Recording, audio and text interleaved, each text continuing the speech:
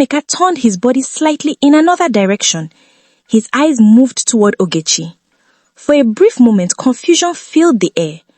Ogchi looked surprised. Then, in a shocking action that no one expected, Emeka brought out a small ring from his pocket and went down on one knee in front of Ogchi.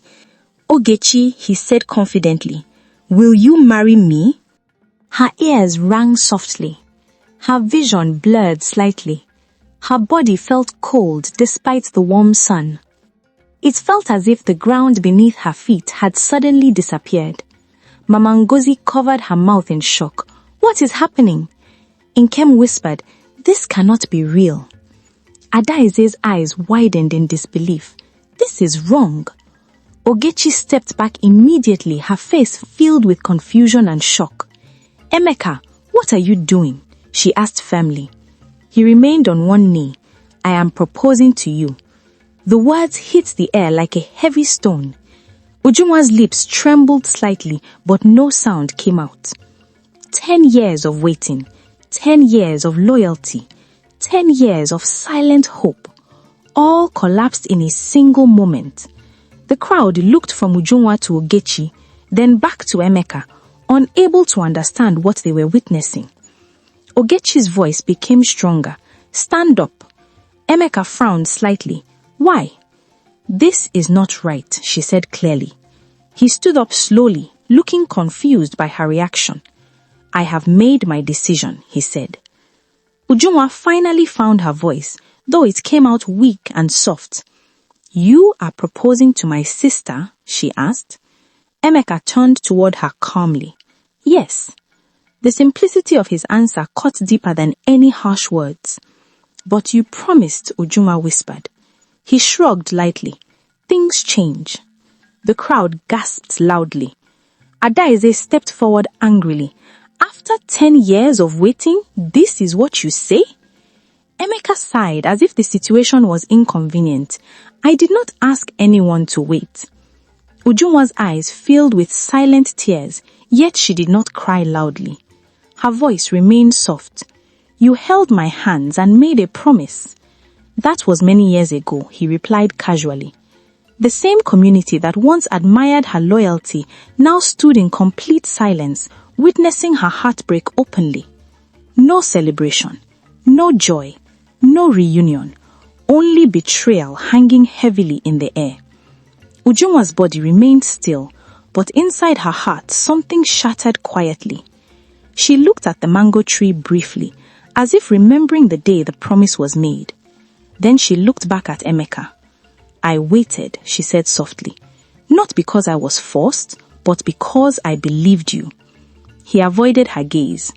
The crowd remained silent, unable to defend his actions or comfort her properly. What was expected to be a moment of happiness had turned into a public display of betrayal. And in that painful silence, Ujunwa stood under the same mango tree where her hope began, now facing the reality that the man she trusted for 10 years had chosen to break his promise in front of everyone.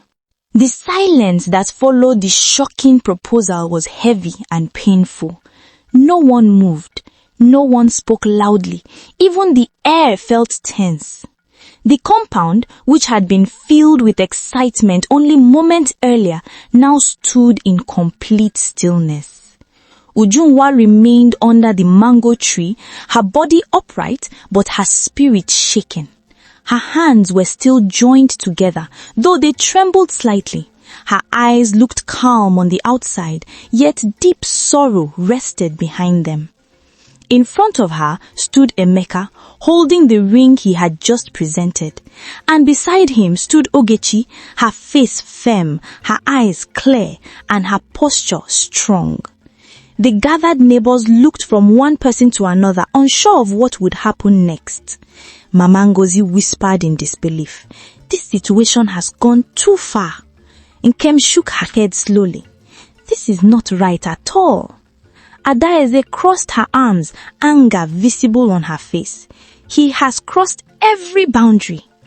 Ogchi took a slow step forward. Her voice when she spoke was calm but firm. "Emeka," she said, "pick up your ring." He frowned slightly. What do you mean? I mean exactly what I said. Pick up your ring. He straightened his posture and forced a small smile. You are surprised, that is all. It is a big moment. This is not surprise, Ogchi said clearly. This is wrong. The crowd murmured softly. Emeka glanced around, noticing the shifting mood.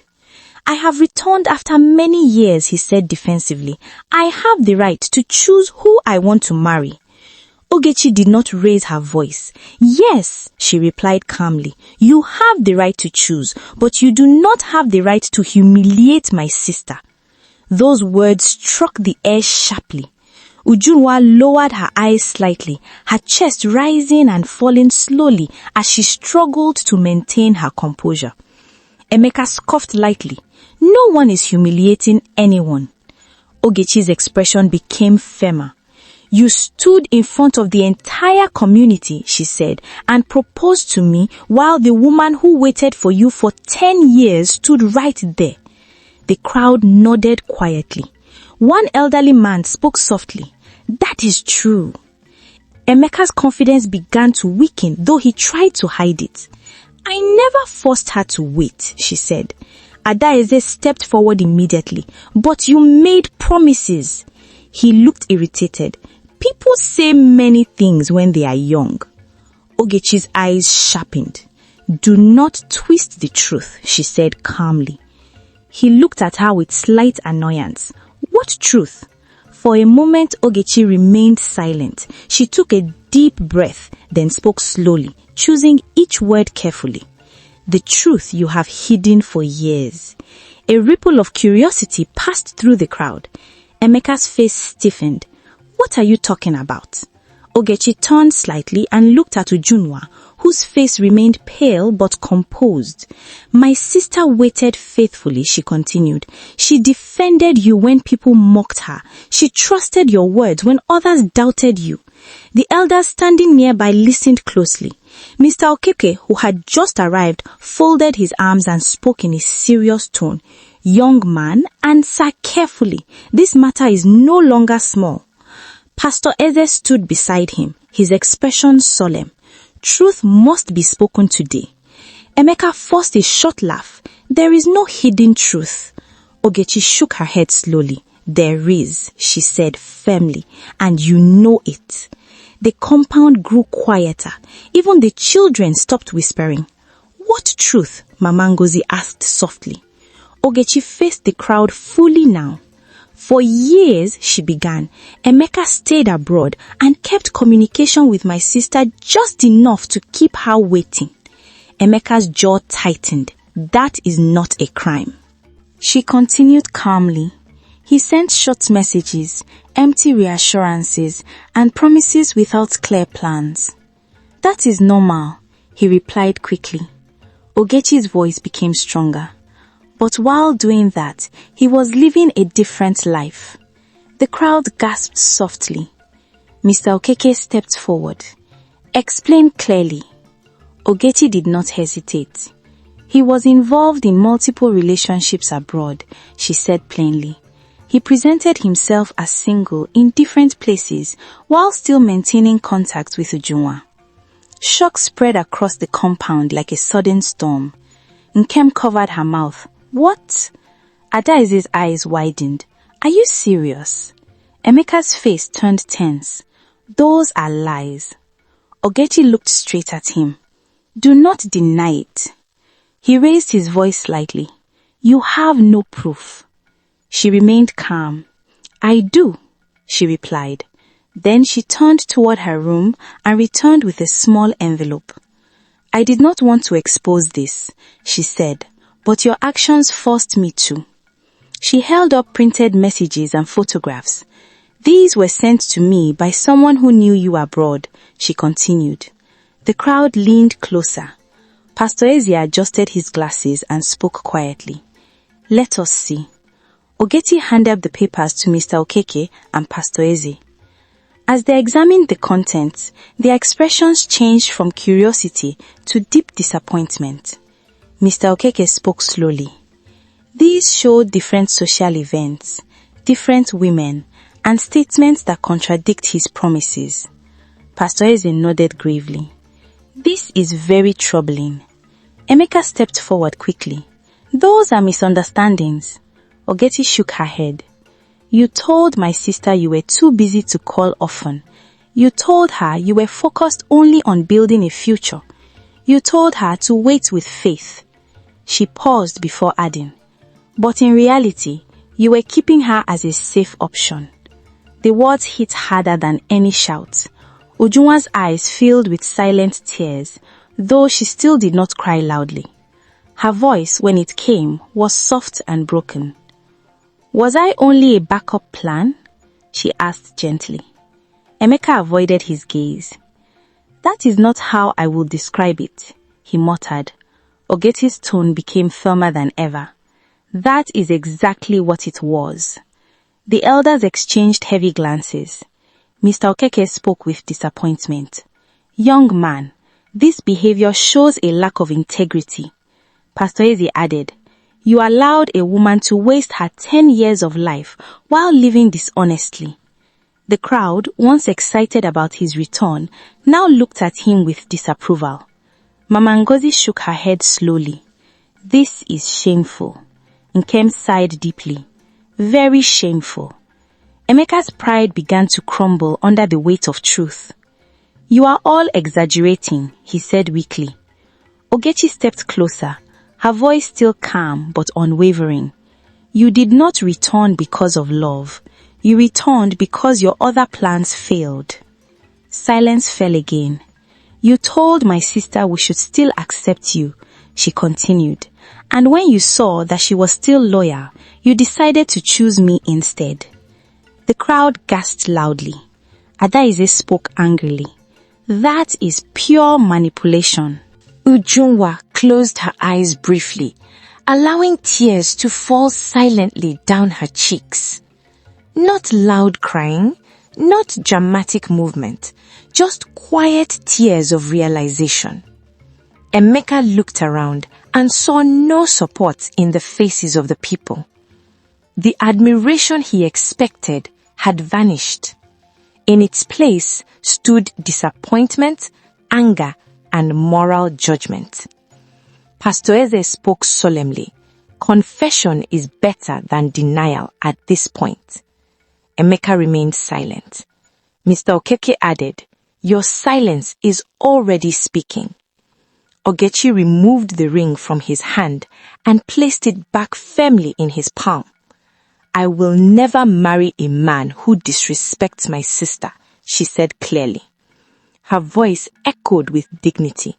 I reject your proposal, she declared. The words were final, strong, clear, unshakable. The crowd nodded in agreement. You have spoken well, Mr. Okeke said approvingly. Pastor Eze turned to Ujunwa gently. Daughter, the truth has set you free today. Ujunwa wiped her tears slowly. Her voice was soft but steady. I understand now. Emeka's shoulders dropped slightly as the weight of shame settled heavily on him. The same people who once praised his return now looked at him with quiet disapproval. No applause, no celebration, no respect. Only silence filled with judgment. Realizing he could not defend himself further, Emeka took a slow step backward. I did not expect this reaction, he muttered. Ogchi replied calmly, truth does not depend on expectations. He looked once more at Ujunwa, but she did not speak. Her silence was stronger than any accusation. Without another word, Emeka turned and walked toward the gate. No one stopped him. No one called his name. No one defended him. His footsteps sounded heavier than before. As he exited the compound, the crowd parted quietly, allowing him to pass. The man who arrived with pride now left in silence, his head slightly lowered, his confidence broken, his reputation shattered. The gate closed behind him. For a moment, no one spoke. Then Pastor Eze broke the silence gently. Truth may hurt, but it also heals. Mr. Okeke nodded, and courage like Ogechi's deserves respect. The crowd slowly shifted their attention toward Ujunwa, but she remained standing under the mango tree, calmer than anyone expected. Her tears had stopped, her breathing became steady, and though her heart had been deeply wounded, something important had changed.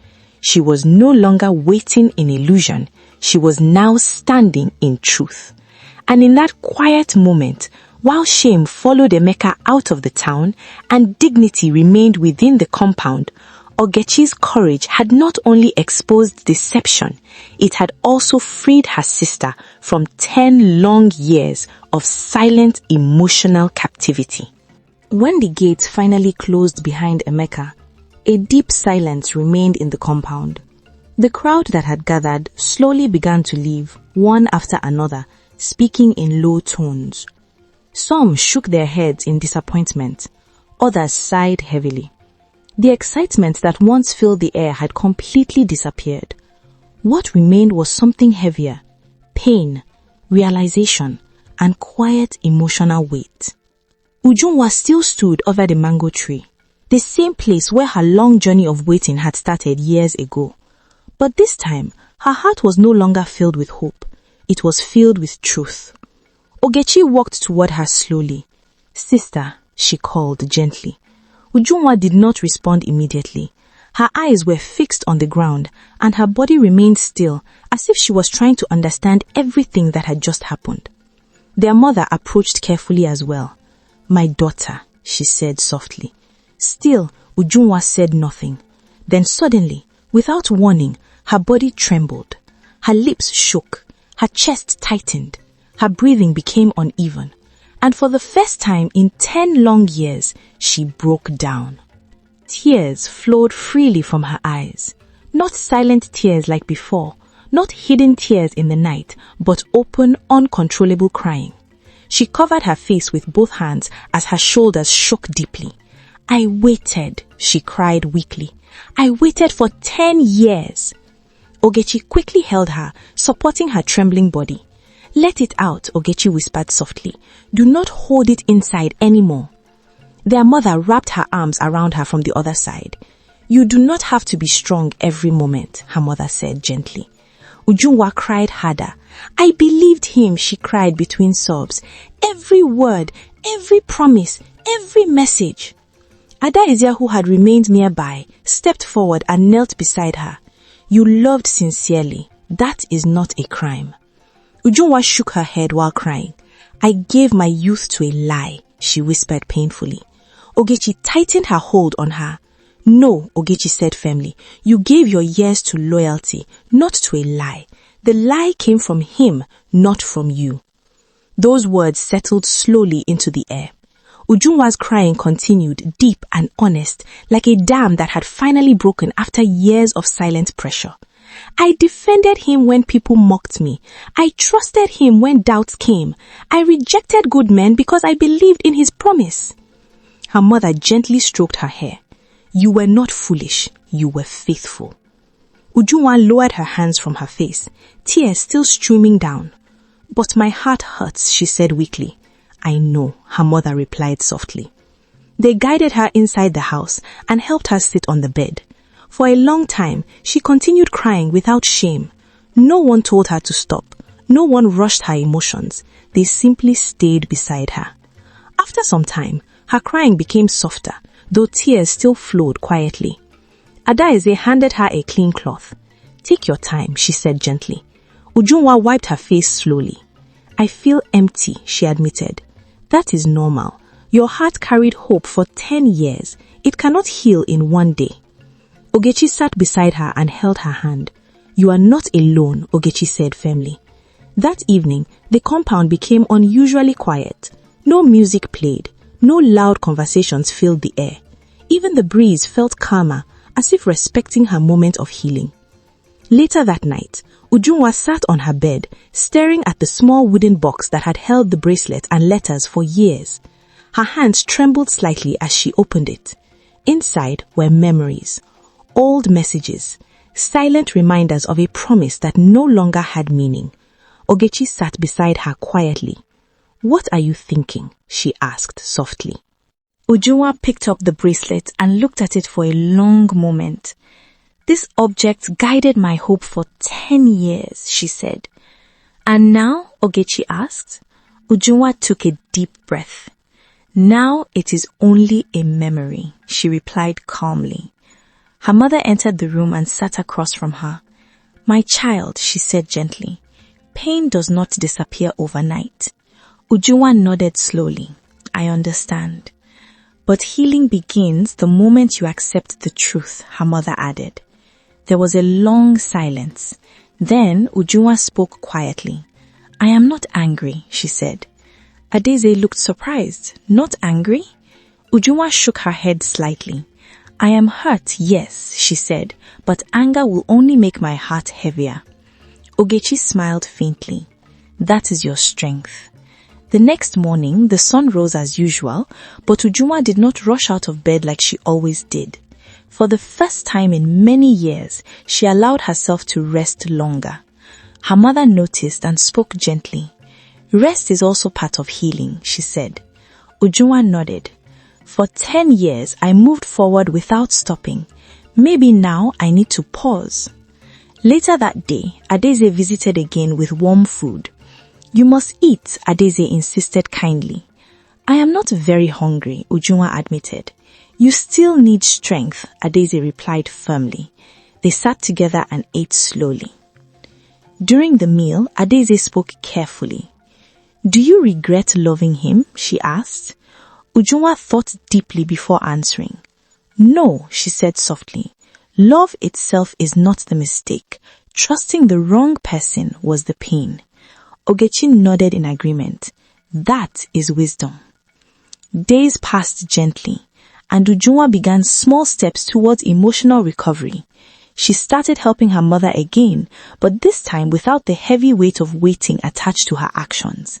She swept the compound, cooked meals, and assisted neighbors, but her mind felt different. Quieter, lighter, more aware. One afternoon, Mrs. Okafor visited and sat with her outside. "I heard everything that happened," Mrs. Okafor said gently. Ujuna nodded calmly. "Yes." Mrs. Okafor said gently, "You handled it with dignity." "I only chose silence," Ujuna replied. "Sometimes silence is stronger than noise," Mrs. Okafor said wisely. That evening, Ujuna stood under the mango tree again, but this time her thoughts were not about waiting. They were about understanding herself. Ogchi joined her once more. "Does this place still hurt you?" Ogchi asked. Ujuna looked at the branches. "It reminds me of the past," she said, "but it also reminds me of my strength." Ogchi asked, "How?" Ujuna replied, softly, "I stood here for 10 years. That means my heart is capable of deep loyalty. That is not weakness." Ogchi smiled proudly. "You are rediscovering yourself." Ujuna gave a gentle nod.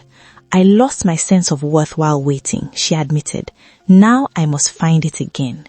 Weeks passed slowly and healing continued quietly. She laughed occasionally, she spoke more openly, she slept better at night. One evening, she told her mother, "For the first time in many years, my heart feels peaceful." Her mother smiled warmly. "Peace is stronger than revenge." Ujuna agreed softly.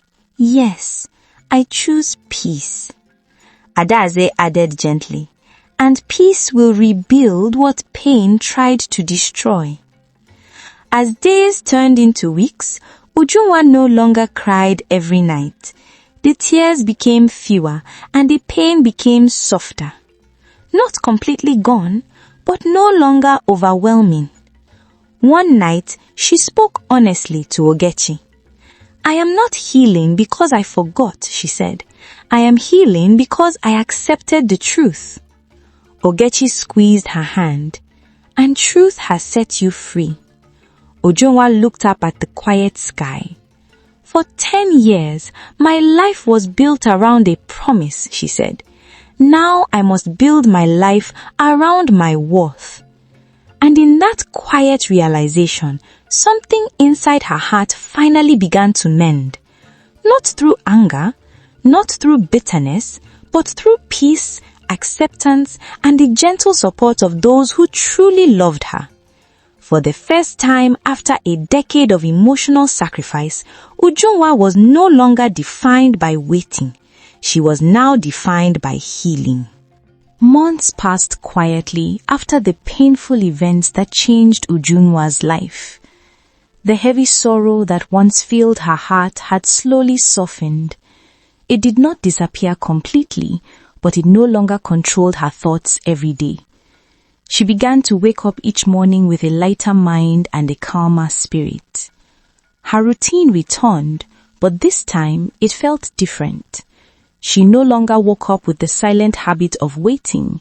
She no longer stared at the road with hidden hope. She no longer checked old memories before starting her day. Instead, she focused on simple living and inner peace. One bright morning, Ogchi entered her room with visible excitement.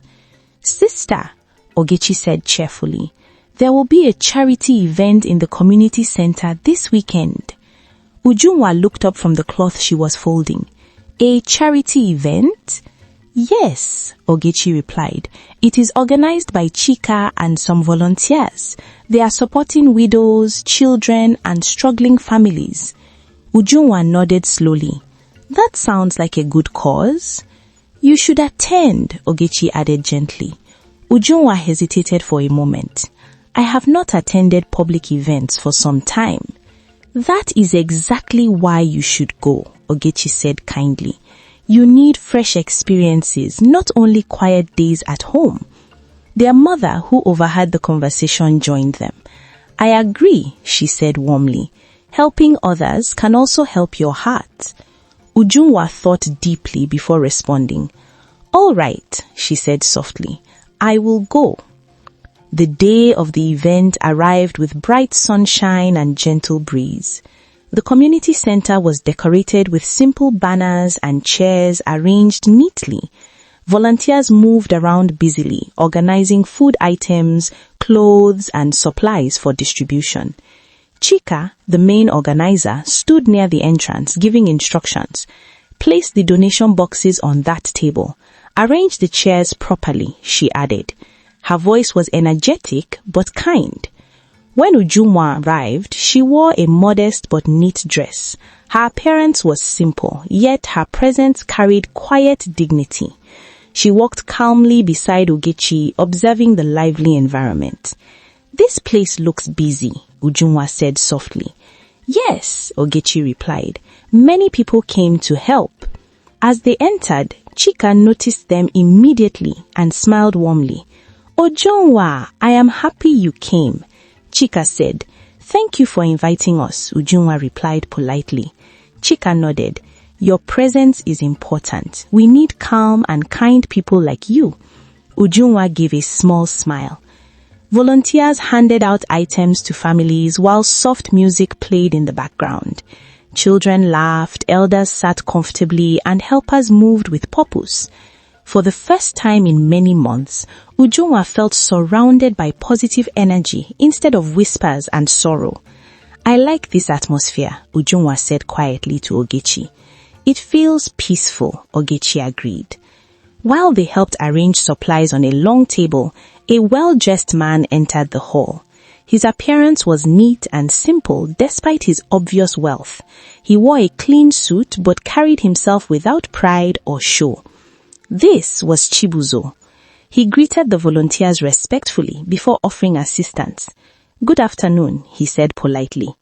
"Welcome, Mr. Chibuzo," Chika replied with a smile. "We appreciate your support." "It is my pleasure," he answered calmly.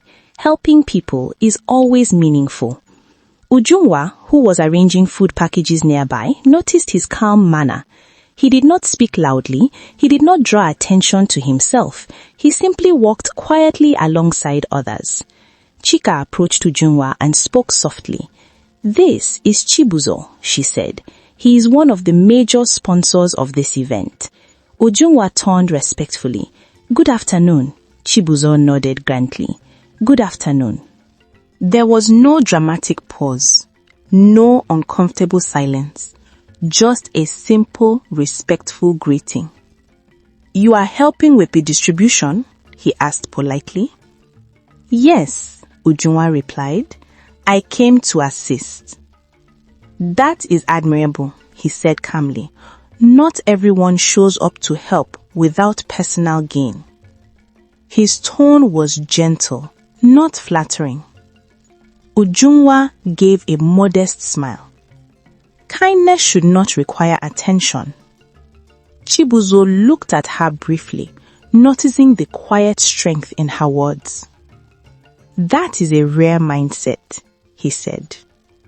They returned to their tasks without unnecessary conversation. Hours passed as they worked side by side, helping families and organizing supplies. During this time, Chibuzo observed something important about Ujuna. She spoke politely to everyone. She helped without complaint. She did not seek praise. Even when tired, her calm expression remained steady. Later in the afternoon, during a short break, Chika gathered the volunteers. "Please, take some refreshments," she announced. Ujuna stepped aside to drink water quietly. Chibuzo approached with respectful distance. "You have been working continuously. You should rest." "I am fine," she replied softly. "Still, rest is necessary," he said kindly. She nodded slightly. "Thank you." There was a brief silence before he spoke again. "You carry yourself with quiet strength," he said calmly. Ujuna looked slightly surprised. "I am just doing what is needed." "Many people help loudly. You help quietly. That is different." She gave a small, thoughtful smile. "Peaceful actions feel more sincere to me." Chibuzo nodded in agreement. That is a wise perspective. Unlike others who often asked about her past, he did not mention her history, her heartbreak, or the public incident. He spoke only about the present moment. This made her feel unexpectedly comfortable. Later, while distributing clothing items, a child approached Ujuna shyly. "Thank you, Ma," the child said after receiving a package.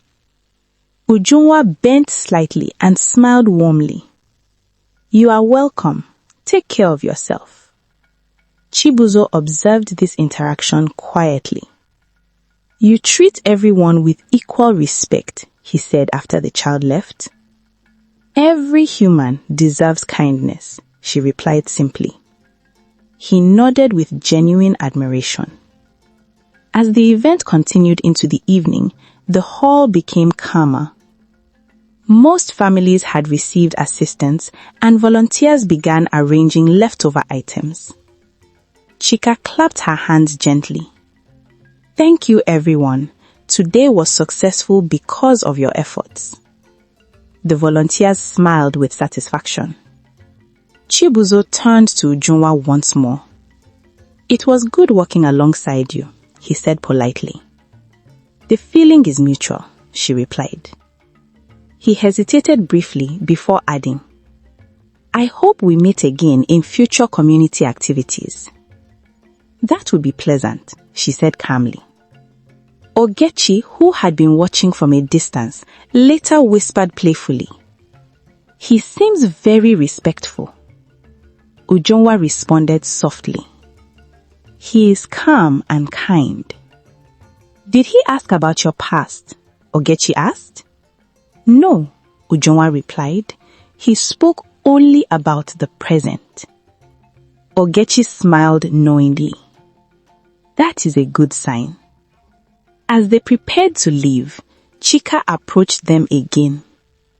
"Thank you for coming today," she said warmly. "Your presence made a difference." Ujuna nodded. Helping others also helped my heart. Chika smiled gently. Sometimes new beginnings come in quiet ways.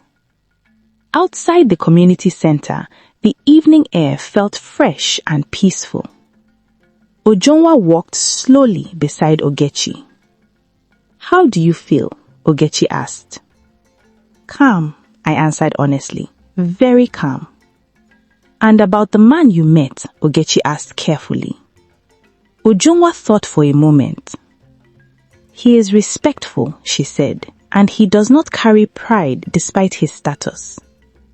That night, as she lay on her bed, her mind reflected on the day. Not with emotional pain, not with memories of betrayal, but with quiet appreciation for a simple, meaningful encounter.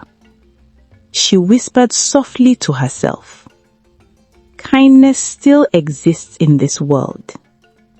Days later, Chika visited their home. The charity team is planning more activities, she said. Mr. Chibuzo specifically mentioned that he hopes you would join again. Ujuna looked slightly surprised. Did he? Yes, Chika replied with a smile. He said you have a calm spirit that inspires others. Ujuna remained silent for a moment before saying softly, I will participate. And without pressure, without dramatic emotions, and without rushing any connection, a new chapter of gentle friendship began forming. Built not on promises, not on expectations, but on respect, patience, and quiet understanding. For the first time in many years, Ujuna met someone who did not see her as a story of waiting or heartbreak, but as a woman of strength, dignity, and inner peace. Life moved forward in a quiet and gentle rhythm. The days no longer felt heavy for Ujuna. The long years of waiting, heartbreak, and emotional struggle were now behind her, like a distant memory that had lost its power over her present life. She still remembered everything clearly, but the pain no longer ruled her thoughts. Instead of waking up with silent longing, she now woke up with calm purpose. Every morning, she swept the compound, helped her mother prepare meals, and supported her family with the same dedication she had always shown. The difference was not in her actions, but in her heart. It was lighter, peaceful, and free from the weight of false hope. One morning, as she arranged items in the kitchen, her mother watched her closely. You hum softly these days, her mother said gently. Ujuna smiled faintly. Peace makes the heart softer. Her mother nodded. And your eyes look calmer. I feel calmer, Ujuna replied honestly. Chibuzo's presence had slowly become a natural and steady part of her life. Not through force, not through pressure, and not through loud declarations, but through consistent actions that spoke louder than any words. He never rushed her healing. He never asked her to forget her past. He never tried to replace her memories. Instead, he respected her journey. During every community program organized by Chika, he arrived early and walked quietly. He lifted boxes, arranged chairs, and spoke politely to everyone, regardless of their social status. One afternoon, while they were arranging food packages together, he noticed she had chosen the heavier tasks again. You always choose the work that requires more effort, he said gently. Ujuna looked up with a calm expression.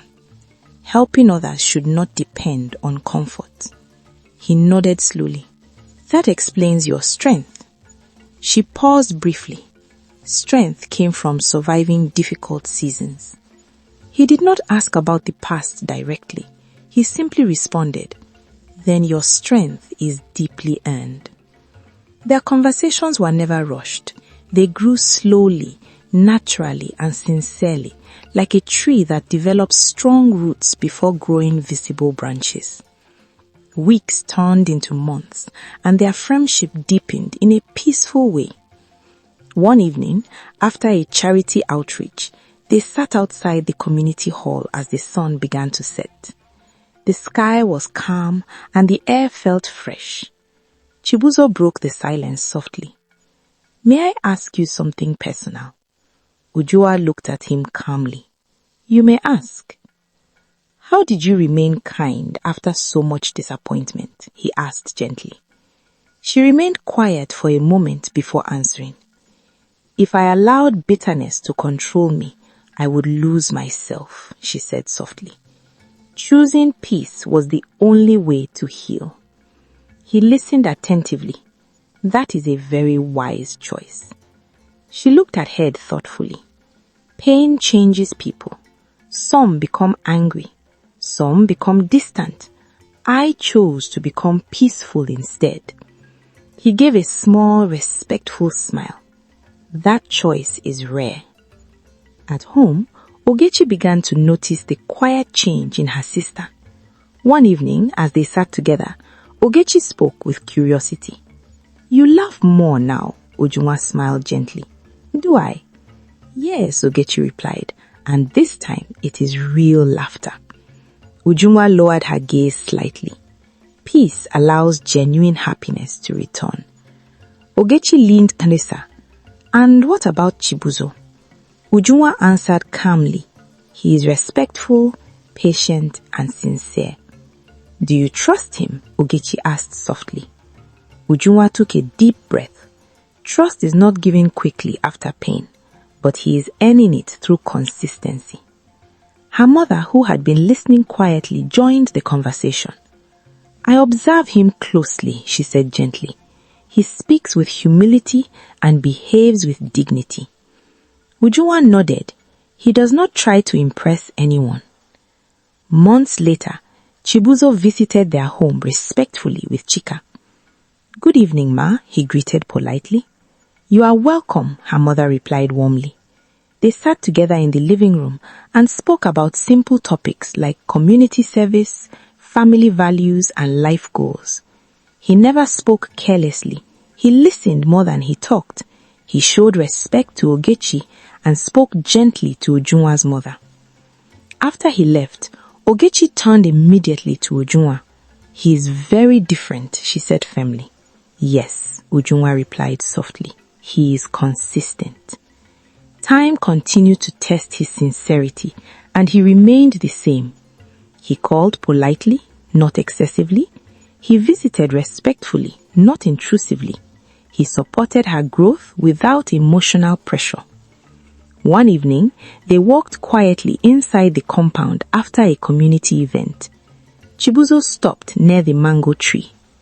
"This tree looks important," he said. Ujuna looked at it calmly. "It witnessed many chapters of my life." "Does it still remind you of pain?" he asked gently. She shook her head slowly. "Not anymore. It now reminds me of growth and survival." He nodded with understanding. "That means you have truly healed." "Healing is accepting truth and moving forward with peace," she replied quietly. There was a long silence, but it was comfortable and filled with mutual understanding. Then one afternoon, Chibuzo requested a formal meeting with her family. Her mother immediately sensed seriousness in his tone. "You may speak," she said calmly.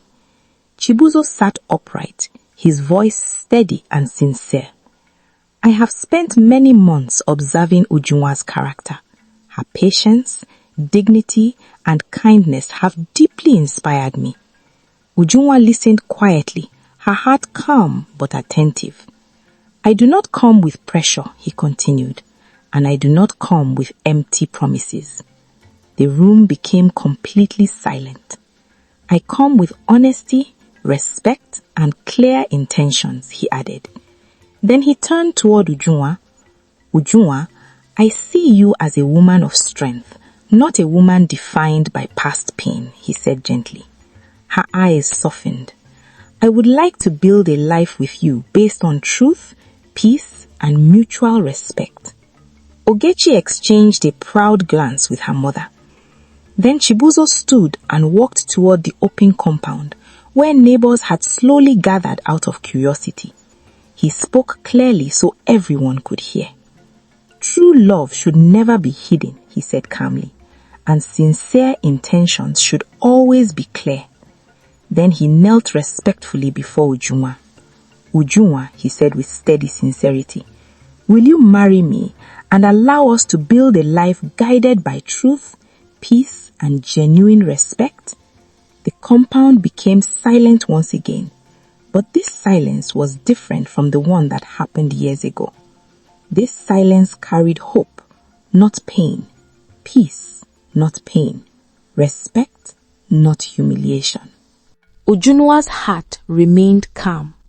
She looked at her mother. She looked at Ogchi. Then she looked at Chibuzo's patient eyes.